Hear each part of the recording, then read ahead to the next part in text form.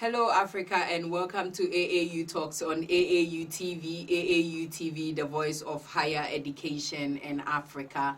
This program is sponsored and brought to you by the Association of African Universities.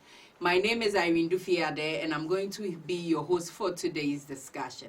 So before I bring you the topic for my discussion this morning, I would introduce to you who my guest is. My guest is a director at the Inclusive Climate Change Adaptation for a Sustainable Africa, ICCASA in Kenya, who possesses 15 years of experience in gender mainstreaming and climate change adaptation and mitigation, natural resources and sustainable agriculture and smart agriculture. We go for a quick break, and when I come back, I will see who my guest is for today's discussion. Do stay tuned. When you think of a university, you think of a place where you will go to cut out your future. And when you get there, you realize there's a lot more to it. The beautiful structures, facilities, and ambience. A place where you meet great minds, learn from each other, experience different cultures, as well as master the art of fundamental problem solving. Be part of a whole different study experience with Kampala International University, KIU, exploring the heights.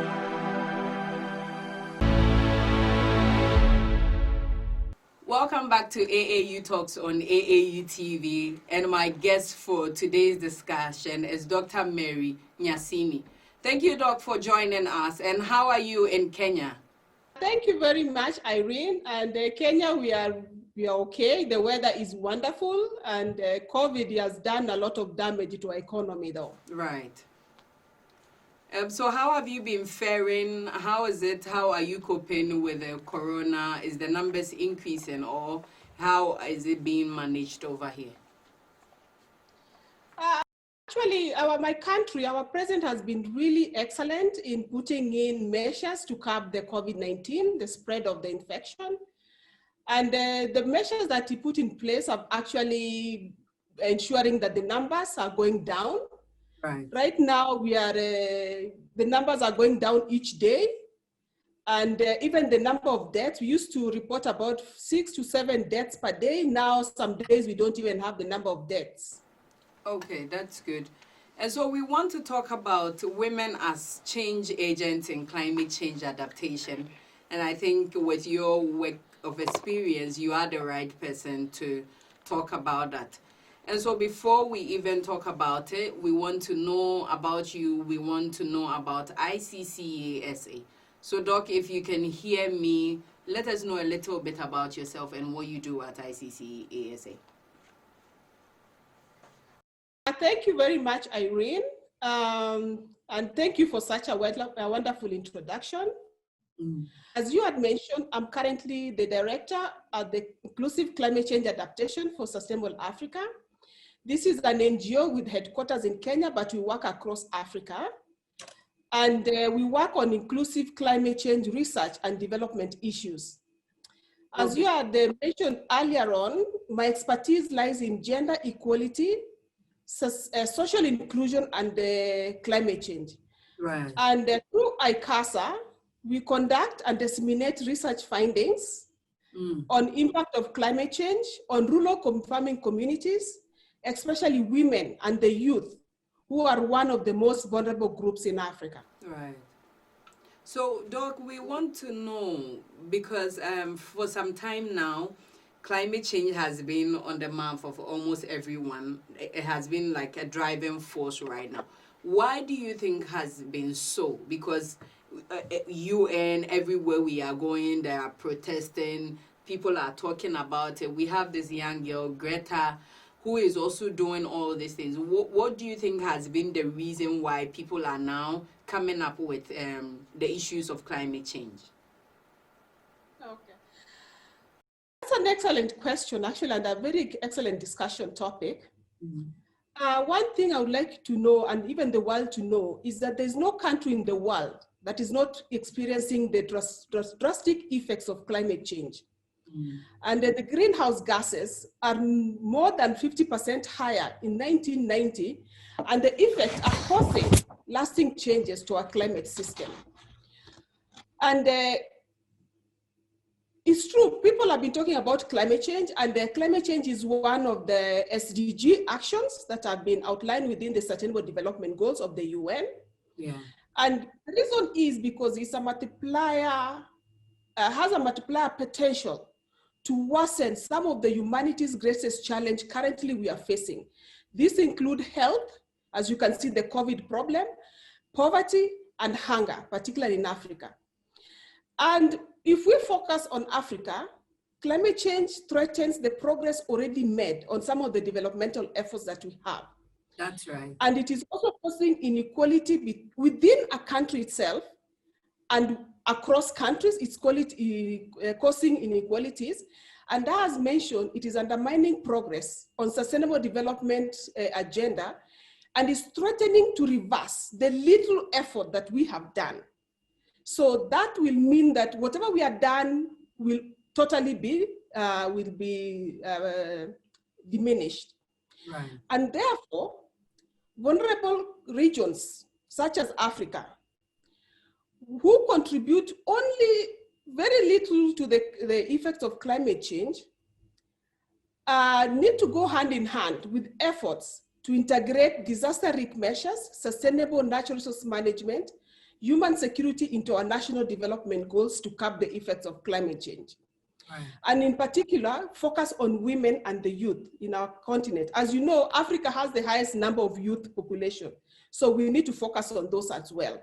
That is like. And currently, though COVID will drag us behind, it's still possible with strong political will and increased financial investments and using existing technologies that are adaptable to Africa to limit the increase in global mean temperatures to at least 2 degrees. That is what the world has agreed on. And as I said, this will require urgent and ambitious collective actions, not only as an individual or as a country, but as the world as a whole. That's fine. And so for us, as you already indicated, we don't contribute much to the effect of climate change. But if you look at the impact, which is really felt in Africa, is so huge. So we'll see drought in certain places, we'll see flooding in certain places. So we as Africa, or even you as ICCASA, what has been some of the things that you have been doing to mitigate some of these problems? Can we just know a few, like the advocacies and then the forefront objectives that you have been putting together to solve some of these challenges in Africa? Thank you. As I had mentioned, through ICASA, that is the Inclusive Climate Change Adaptation for Sustainable Africa, we are doing both research and development work. In terms of research, we conduct the research on the impact of climate change on everyone, but in particular focus on the most vulnerable communities in Africa, that is women, youth, the elderly, people living with disabilities, and the children. So when we find what is the impact of climate change on them, and we find that they're in a state whereby they are not able to, their adaptive capacity is so low, and they do not have the means, the resources, the finances to enable them cope with the climate change. So what now we do under ICASA is now engage policymakers and even heads of presidents across Africa to actually share with them our research findings and tell them, you know, this is what we are finding in a certain community, in a certain country. For instance, women in Malawi were telling us that NGOs and CBOs are actually telling them to use energy-saving stoves for climate change adaptation, which is excellent. That's an excellent program. However, they're telling us that first of all, the NGOs did not ask them, what is it that you need? What is your most urgent need? The NGO just went and brought the energy saving stoves to them and told them, you can use this to adapt to climate change. But the women themselves are telling me, yes, we need energy interventions for climate change, but what we really need most is actually electricity. Electricity that I can light my house so my children can even do homework. I can use for cooking. I can use for charging my cell phone. So what the women need is actually electricity, not energy saving stove. So what we do in such a case, now we take that research findings and do policy dialogues with the members of parliament. And in those policy dialogues, we discuss the findings and discuss what is the way forward. Then we also involve the climate financing mechanisms that exist. For instance, if I can take the example of Kenya, where I'm based, we work with the National Treasury to ensure that at least the budget allocation for that year goes into climate change activities specifically for women, youth, and people living with disabilities. That's right. So those are some of the climate adaptation strategies we have. In energy and in agriculture, it has always been mostly about production. You know, drought is there, floods are increasing. So what can the local communities do? For the local community, the men migrate. When it is flooding or there's a drought, the men have the ability to leave their homes and go into the cities or peri-urban areas to look for informal employment. But the women, due to their social, cultural barriers and all that, are hindered to migrate. So they stay back at home. So what are they supposed to do? Drought is here. They have no means to even buy drought-resistant seed or raise drought-adapting livestock. So in such a case, we link them up to financial mechanism, financial services that can give them credit that are low interested or no interested at all, so that they're able to buy drought-resistant crops and raise drought-adapting livestock. So those are some of the adaptation activities that we are doing. And I think that is a very intensive work, and it's a lot of manpower that is needed, and it's a lot of technology and all of that. So we would want to know, who are some of your partners that you are working on these projects with, because we know ICASA is huge, but they can't do all the work by themselves. Who are those that you are reaching out with to get to the marginalized, the women, and then the people with disability? First of all, our stakeholders are divided into three. The target population, the beneficiaries, who are the grassroots communities, where we do the research and advocacy work as well. Right. And this one, we work through the CBOs that exist in a country. We have a list of partners of community-based organizations, and these community-based organizations are actually working at the grassroots level. So we engage with them to do research, and remember, CBOs hardly do research. So this is a new area for them to become involved in, but they've requested as CBOs, when they do advocacy, they would like advocacy work to be backed up by research.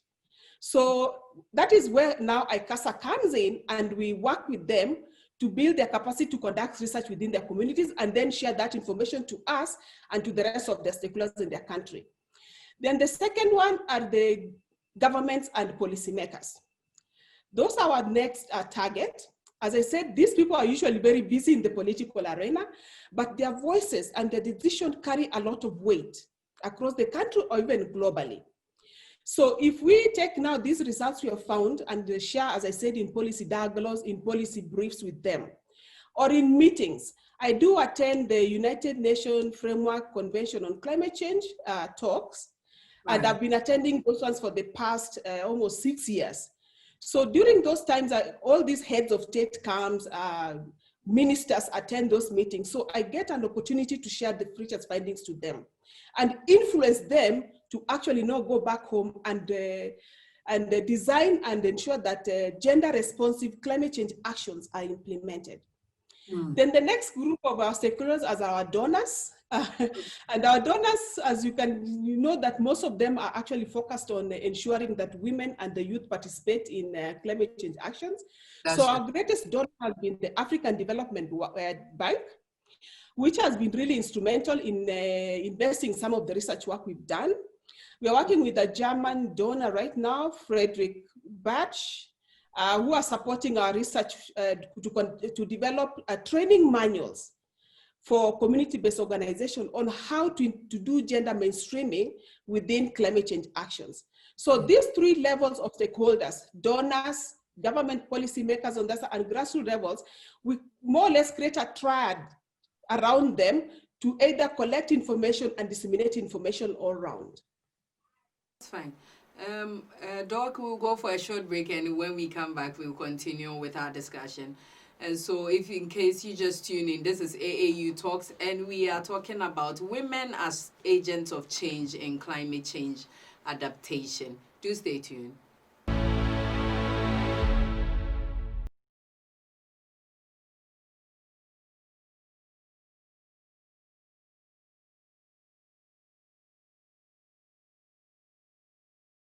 Are you an institution or individual?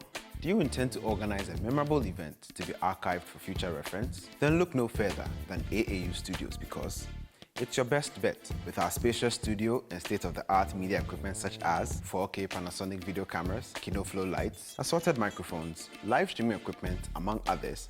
You are sure to get the best of productions. Visit us at Trinity Avenue, East Legon, adjacent the National Accreditation Board, or contact the AAU Studios via the following email addresses: info@aau.org, AAUTV@aau.org, or ransford@aau.org. Alternatively, you can call us on +233 244 736280.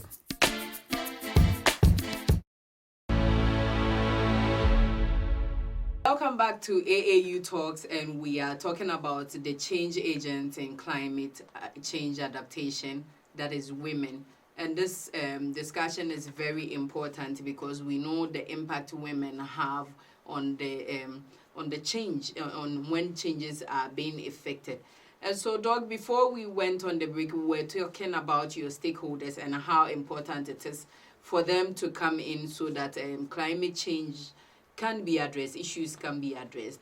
And we want to particularly go into how women are playing those roles. And since you are the expert in that, I want you to give us examples of where women has been able to hold the forefront of climate change as being climate change agents. Thank you. Indeed, women are usually invisible in decision making, particularly in Africa. That is agreed, Doc. Thank you. And this has been mainly due to our structural and sociological and cultural, what can I say, our culture. Yes, yes. Apart from communities in Africa that are matrilineal, I think communities in Ghana and Malawi, where women are actually traditionally have been leaders. In most of Africa, men have been the leaders in a patriarchal society. Right. So as I had mentioned earlier, African economies are dependent on agriculture. And this is one of the most vulnerable sectors to climate change. And African women make up 60% of those smallholder farmers who work on those farms. So that means that is a very high population that is ignored in agricultural decision making in relation to climate change. Right. And in my work and my career, I've had the opportunity to work a lot, both at the grassroots level, working with the people on the ground, and as well as policymakers. So I'm able to transect the different levels from national all the way to grassroots. And I found that women have a lot of knowledge and useful adaptation knowledge that can be tapped on and used for as an intervention. For instance, in Zimbabwe, women constitute about 51% of the households, and only 30% of them are the heads of households. And by head of household, that means they're able to make decisions. Right. And they constitute 52% of the agricultural labor force, which actually constitute 46% of the total GDP and produce 70% of the subsistent crops. And Ghana is the same thing as well. Most of the women are working on the ground and they depend on the environment and the ecosystem to provide food, energy, water, and medicine. That's true. These ecosystem and agriculture systems are under threat to climate change. So what are women doing? Women are doing a variety of things. Most of them, those who are in the rural areas, they're actually falling back on their traditional way of growing crops. And most of them are going back to growing of drought-resistant sorghum. They're letting go of maize. You know, maize is grown widespread in Africa. Yeah. Most of them are moving away from maize and growing sorghum, growing cassava, sweet potato, and growing local vegetables. Because local vegetables that we have right now and which have been widespread are things like broccoli, lettuce, kale, cabbage. Those crops require a lot of water. Yeah. So in terms of drought, particularly in South Africa, which is going to experience a lot of drought, such crops cannot exist unless they are under irrigation or they are under greenhouses. Yeah. So what does a rural woman do? They will fall back on local vegetables. And the beauty of this, I don't know the same thing whether, because I don't do a lot of work on nutrition, but there's been a lot of advocacy work on the importance of local vegetables for nutrition. Right. I know Africans still do use a lot of their local vegetables, but in East Africa, we had shifted a little bit. Now we are coming back to local vegetables that's great for us. Yeah, that are nutritious, drought resistant, and even fast maturing. So if rains fail, but will rain for about 2 to 3 weeks, these local vegetables are able to grow very fast and be ready for market. So women are able to grow those vegetables, grow sorghum, sweet potatoes and cassava and all those. And this one are now even being sold in our local supermarkets in Nairobi and in other centers. I went to Kampala, I found that these local vegetables are being sold there. Before, you could never find them there. So that means the women are even tapping the agriculture value chain from production into processing, ensuring that the harvested vegetables are packaged well, and into selling at the market or in the grocery stores. So women are also tapping to the whole agriculture value chain. Then another thing I found that women are doing in the agriculture sector is they are actually now seeking for agro advisory and weather information. In Africa, there is the International Center for Application of Climate Change. It's called ICPAC. It provides weather forecast information across Africa, and African countries tap them and localize them to their regions and even to their country and their regions. That's good. So I found that women are now receiving weather information on their cell phone. And this is through short message services, SMS. So they're able to know when the rains are going to start, how long the rains are going to last, and there's even an advisory on what kind of crops to grow. So women are able to tap on this information and plan their season, which has been really excellent, yes. And then looking at water, if you go to the water sector, what are women doing? Then this is the most difficult thing, and I hope our government can listen. Because investment in water infrastructure is quite expensive, and women cannot afford that. Irrigation schemes are quite expensive. A few NGOs here and there have designed irrigation pumps for very small pieces of land, but still the cost of that, which I think in Kenya is 20,000 Kenyan shillings, which is $200 US about. Still, that is a high cost to a rural woman. So what do? They come together as a group, collect money enough to buy that pump, and then they buy one pump, and then it's shared among, I think 10 to 12 women who share that pump. You use it on your farm, I use it on my farm, and then they rotate that pump around. So that's also some of the collective action that the women are doing for adaptation actions in Africa. Yeah. I think from the points that you have raised, that means we are even working below our maximum with like how much we can do because of these factors that has hidden women from getting to the top. And so with that being established, what can be done as government, at NGOs, at individuals, even in local people? What can be done to mitigate some of these problems? Because, you know, for us as Africans, agriculture is really the backbone. And then if we are not afforded these accesses, there could be hunger, there could be so many things. So what can be done as an expert? What do you think should be done? What does government and everybody in the right places do to help alleviate some of these problems? Okay, thank you. I'm glad for that question, because as I had mentioned earlier, my case study that I conducted in Malawi, the women were given energy-saving cooking stoves, which is a great invention, yes. It will save on the charcoal and it will save on the firewood. But however, that is not what the women need. So for policymakers and NGOs and donors, to me, they should actually rely a lot on research. If a donor wants to invest, let's say in Kumasi in Ghana, or in somewhere in Dakar in Senegal, or somewhere in South Africa in a small rural community, engage researchers to find out what do these women or youth or whatever category of beneficiary they're targeting, what do they want in terms of water? What is their main constraining problems in relation to climate change? You can find that maybe in South Africa, maybe they need goats that are able to withstand increasing heat, because in South Africa it's going to become hotter and drier. East Africa is going to become hotter and dry and wetter. So those are the rainfall, the climate and weather changes that we need to think as we plan ahead. Right. So in such a case, if a donor or a policymaker, before they even design policies, can they use this evidence from the ground to inform their policy making and to inform the intervention? If I give an example of Kenya, we have the Climate Smart Agriculture Strategy. It's a beautiful document, really well done, and identified strategies for the country.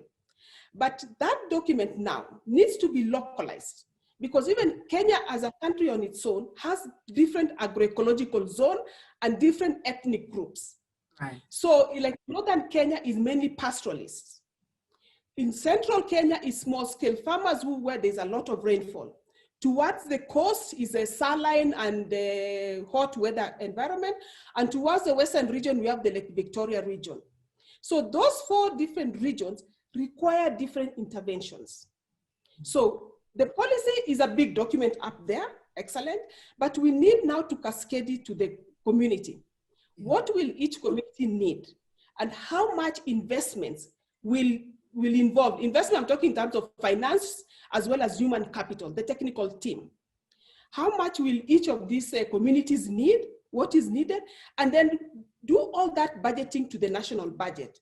And each year allocate the budget to the budget so that the money cascades down, interventions are identified and implemented as you go down, of course, accompanied with technical team as well to go all the way down. Yes. So I would want to ask, if I don't even ask this thing, I don't know whether it would have been an interview. How has the COVID affected climate change? Since we already, these factors have always been there, but we want to know what the impact COVID has had on climate change and how we are going to work about it. Because for me, I think that when we're all in the houses and the planes were not moving and all of that, I think we had good systems and then everything was rebooting. But now we are back to doing our thing. So how is COVID effect on climate change? That's an excellent idea in this current period of COVID.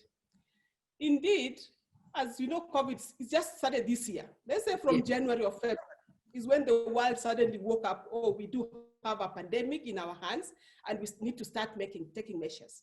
But remember, climate change is long-term change in weather.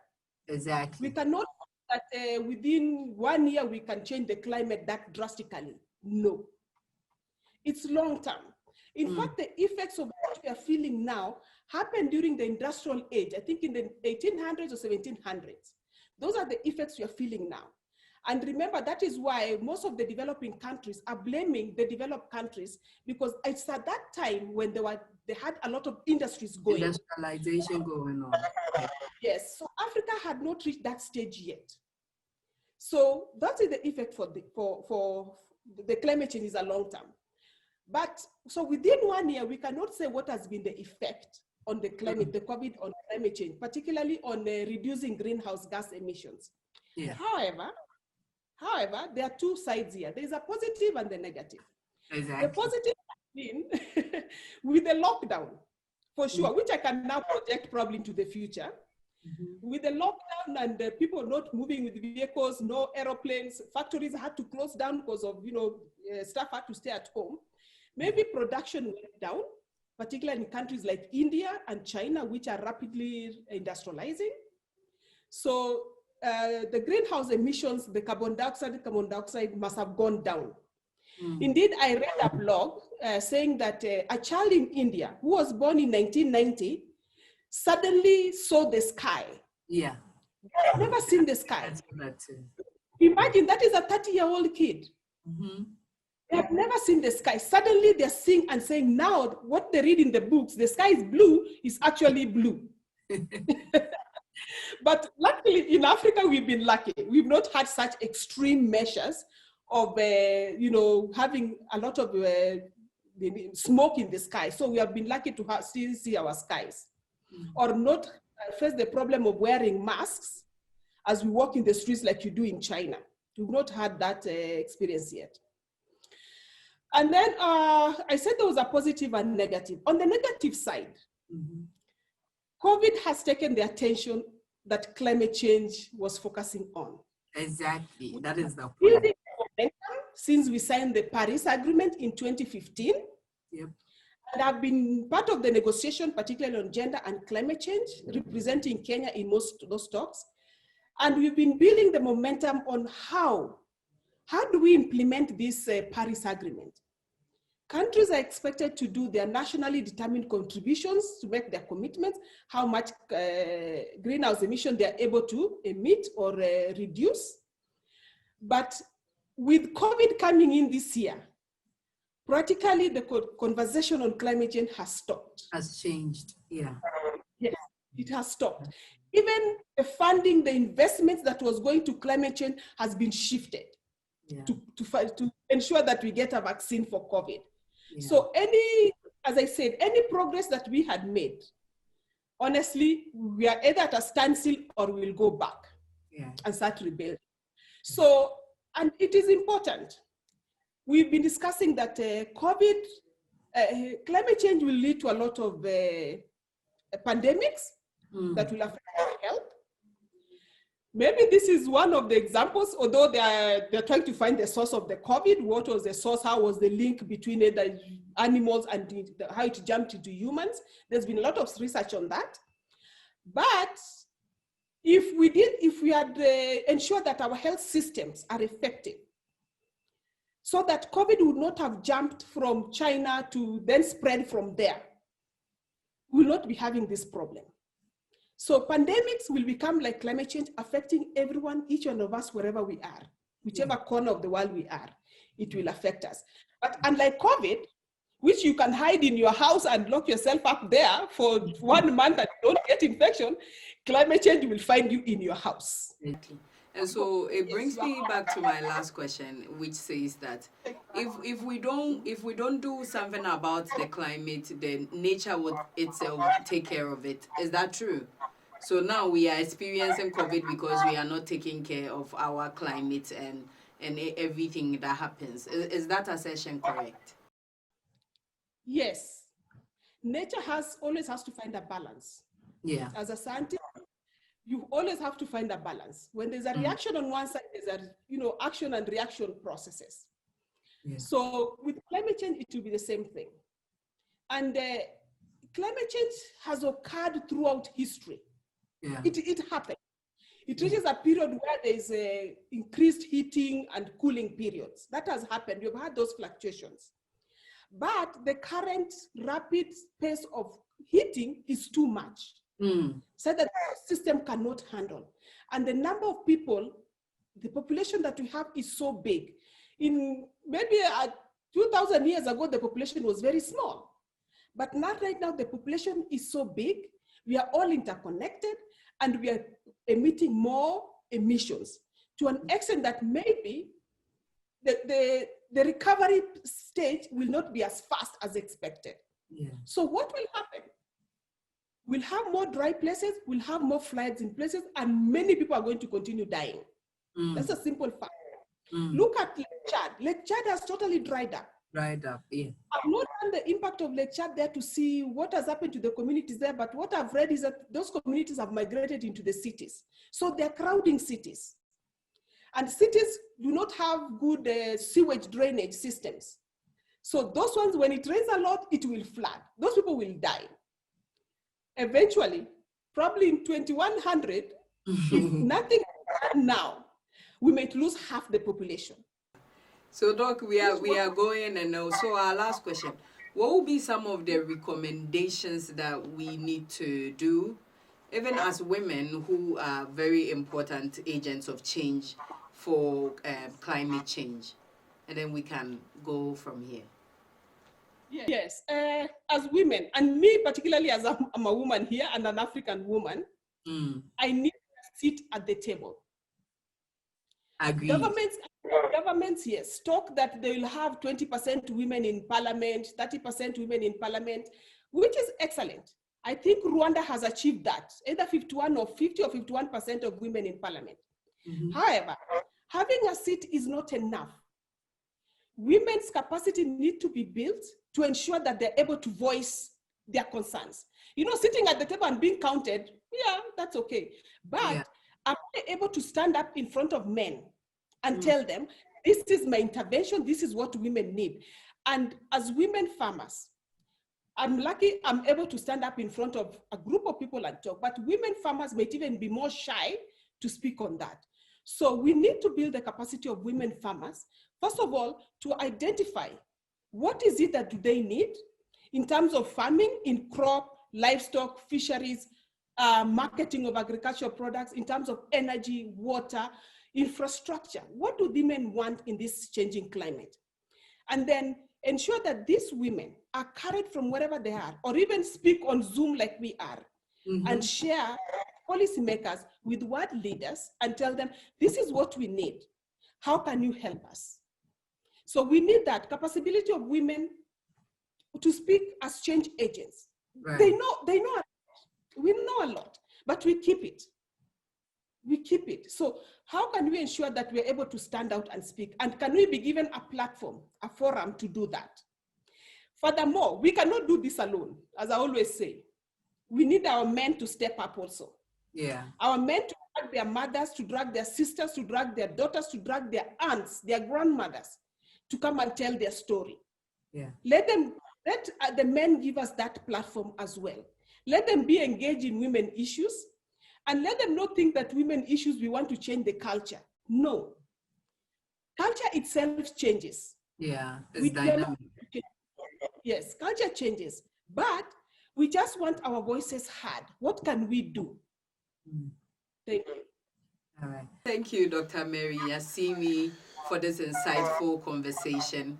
It has been an eye-opener as to what we as women can also do to be great agents of change. And so thank you very much, and then we'll fall back to you at every time when we want to talk about the climate and its impact in Africa.